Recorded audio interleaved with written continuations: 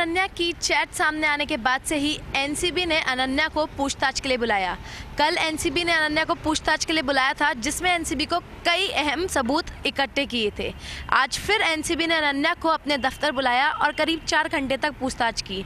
आज पूछताछ के बाद एनसीबी ने फिर से अनन्या को सोमवार के लिए तलब होने को कहा है। अनन्या से शुक्रवार की पूछताछ एनसीबी की खत्म हो गई है।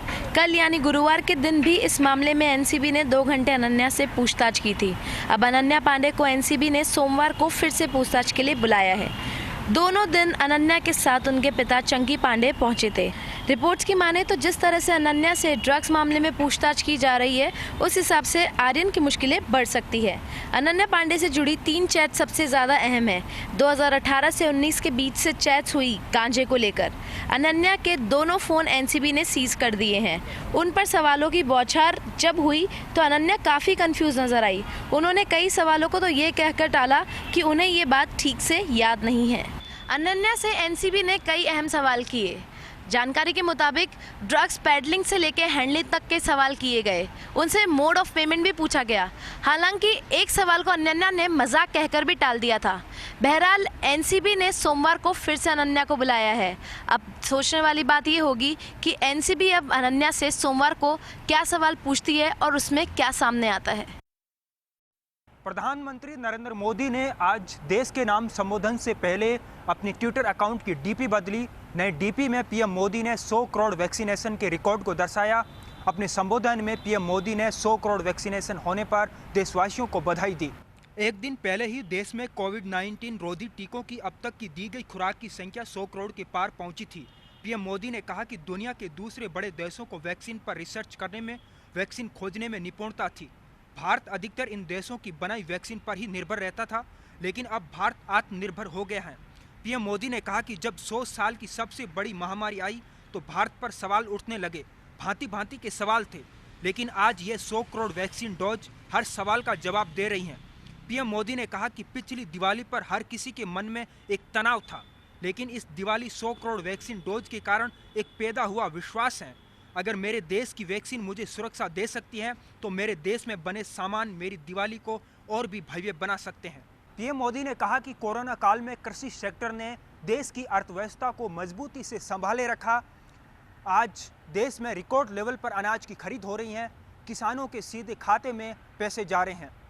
उत्तराखंड के लिए कारगर साबित हुई है। इस बारिश के कारण जहाँ कई लोग अपनी जान गंवा चुके हैं, तो वहीं कई लोग अभी भी लापता बताए जा रहे हैं। इसी क्रम में आज मुख्यमंत्री पुष्कर सिंह धामी भी चमोली पहुंचे, जहां पर आपदा से पीड़ित प्रभावितों से मुख्यमंत्री पुष्कर सिंह धामी ने मुलाकात की, साथ ही उन्हें आश्वासित भी किया। बता दें, मुख्यमंत्री पुष्कर सिंह धामी ने चमोली जिले के डुगरी गाँव पहुँचकर आपदा में लापता लोगों के परिजनों से मुलाकात की और उन्हें ढाढ़स बताया। मुख्यमंत्री ने राज्य सरकार की ओर से हर संभव सहायता के प्रति आश्वासित भी किया। इसके साथ ही मुख्यमंत्री पुष्कर सिंह धामी आज सुबह करीब 9 बजे नारायणगढ़ परखार पहुंचे। यहाँ पर अतिवृष्टि के कारण डुगरी गांव से लापता 2 लोगों के परिजनों से भी मुख्यमंत्री ने मुलाकात की। इसके बाद मुख्यमंत्री पुष्कर सिंह धामी कलेक्ट्रेट सभागार पहुंचे, जहाँ पर अधिकारियों के साथ उन्होंने बैठक ली और उन्हें उचित दिशा निर्देश भी दिए।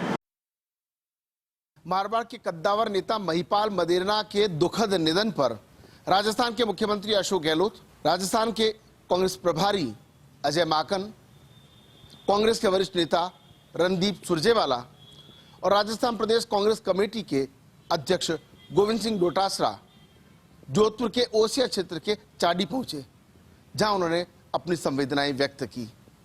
इस दौरान उन्होंने स्वर्गीय कांग्रेस नेता परशुराम मदेरणा के छोटे भाई खीवराज का भी कुशल क्षेम पूछा। जिस तरीके से मुख्यमंत्री अशोक गहलोत लंबे समय बाद बाहर निकले हैं और लोगों का अभिवादन स्वीकार करने के साथ ही उन्होंने विधायक दिव्या मदेरणा और महिपाल मदेरणा की धर्मपत्नी लीला मदेरणा को सांत्वना दी है। इस दौरान राजस्थान सरकार के मंत्री हरीश चौधरी, साले मोहम्मद, भंवर सिंह भाटी और राजस्थान राज्य बाल संरक्षण आयोग की अध्यक्ष संगीता बेनीवाल भी मौजूद रही।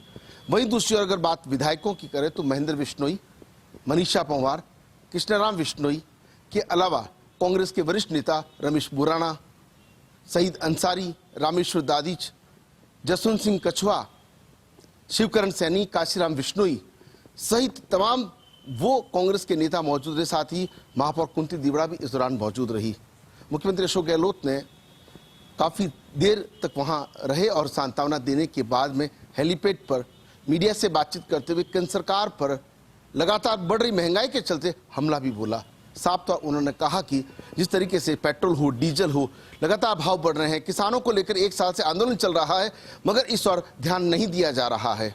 कुल मिलाकर के इस पूरे दौरे को ये कहा जा सकता है पूरे मारवाड़ में एक संदेश गया है, क्योंकि मुख्यमंत्री अशोक गहलोत और मदेरा परिवार का लंबे समय से एक रिश्ता रहा है और जिस तरीके से जब भी जरूरत पड़ी तब मुख्यमंत्री अशोक गहलोत के साथ खड़े दिखाई दिए हैं। अब जब दुख की घटना हुई है तो वहां पर मौजूद रहे और सांत्वना देकर के उसके बाद वे वहां से रवाना हुए हैं।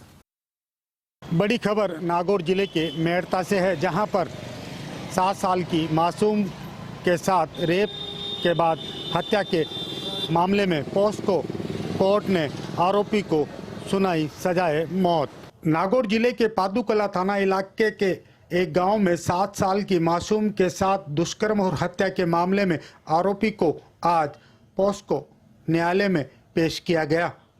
पॉस्को एक्ट न्यायाधीश रेखा राठौड़ ने सभी आरोपों में दुष्कर्मी को दोषी माना है। सजा के बिंदुओं पर बहस को लेकर कोर्ट ने फैसला सुनाते हुए फांसी का ऐतिहासिक फैसला दिया है। पॉस्को से संबंधित राजस्थान का ये पहला मामला बताया जा रहा है, जिसमें कोर्ट ने महीने भर में फैसला सुनाया। 20 सितंबर को पादुकला थाना इलाके के एक गांव में रिश्ते को शर्मसार करने की घटना सामने आई थी। 7 साल की मासूम के साथ रेप के बाद उसकी खेत में हत्या कर दी।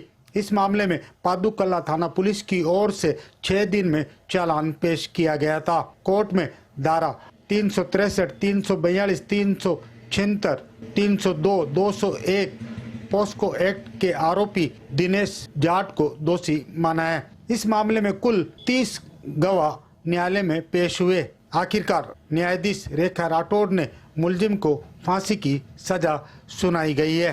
पॉस्को न्यायालय में मात्र 11 दिनों में 30 महत्वपूर्ण गवाहों के बयान दर्ज किए। आखिरकार आरोपी दिनेश चौधरी को सजाए मौत की सजा सुनाई गई है। बल्लभनगर उपचुनाव का रण चरम पर जा पहुंचा है। भाजपा और कांग्रेस के दिग्गजों ने अपने अपने प्रत्याशियों की जीत सुनिश्चित करने को लेकर पूरी ताकत लगा दी है। आज भाजपा की ओर से जहां केंद्रीय मंत्री अर्जुन राम मेघवाल, केंद्रीय मंत्री अर्जुन मुंडा और भाजपा प्रदेश अध्यक्ष सतीश पूनिया बल्लभनगर और धरियाबाद के रण में उतरे, तो वहीं कांग्रेस की ओर से प्रभारी मंत्री प्रताप सिंह खाचरियावास और कांग्रेस नेता धर्मेंद्र राठौड़ ने कमान संभाले रखी। बल्लभनगर उपचुनाव के रण में दोनों ही प्रमुख दलों के दिग्गज प्रत्याशी अपने अपने प्रत्याशी की जीत सुनिश्चित करने के लिए चुनावी समर में कूद चुके हैं। आज भाजपा की ओर से केंद्रीय मंत्री अर्जुन राम मेघवाल बल्लभनगर में चुनावी रण में उतरे। उन्होंने भाजपा प्रत्याशी हिम्मत सिंह झाला के लिए चुनाव प्रचार किया। बल्लभनगर में केंद्रीय मंत्री ने अनुसूचित जाति मोर्चा के सम्मेलन को संबोधित किया और साफ किया कि केंद्र की मोदी सरकार की जन कल्याणकारी योजनाओं के दम पर भाजपा यहां जीत हासिल करेगी। साथ ही महंगाई जैसे मुद्दे पर भी जल्द ही कोई निर्णय कर लिया जाएगा। इसके अलावा कांग्रेस की ओर से प्रभारी मंत्री प्रताप सिंह खाचरियावास ने कमान संभाले रखी। बल्लभनगर के बाठेड़ा खुर्द में प्रभारी मंत्री पार्टी प्रत्याशी प्रीति शक्तावत के समर्थन में चुनाव प्रचार के लिए पहुंचे। प्रताप सिंह खाचरियावास ने साफ किया कि प्रदेश की गहलोत सरकार के 2.5 वर्ष के कामकाज और लोक कल्याणकारी योजनाओं के दम पर जनता की अदालत में है और उन्हें पूरा विश्वास है कि कांग्रेस प्रत्याशी को बड़े अंतर के साथ इन दोनों ही उपचुनावों में जीत हासिल होगी। दरअसल सभी दलों के प्रत्याशी अपनी अपनी मांगों को लेकर, अपनी अपनी प्राथमिकताओं को लेकर जनता के बीच जा रहे हैं, जनता से समर्थन भी पा रहे हैं। लेकिन 30 अक्टूबर को ये निर्णय होगा कि आखिर जनता ने किसके सिर पर सेहरा बांधा है।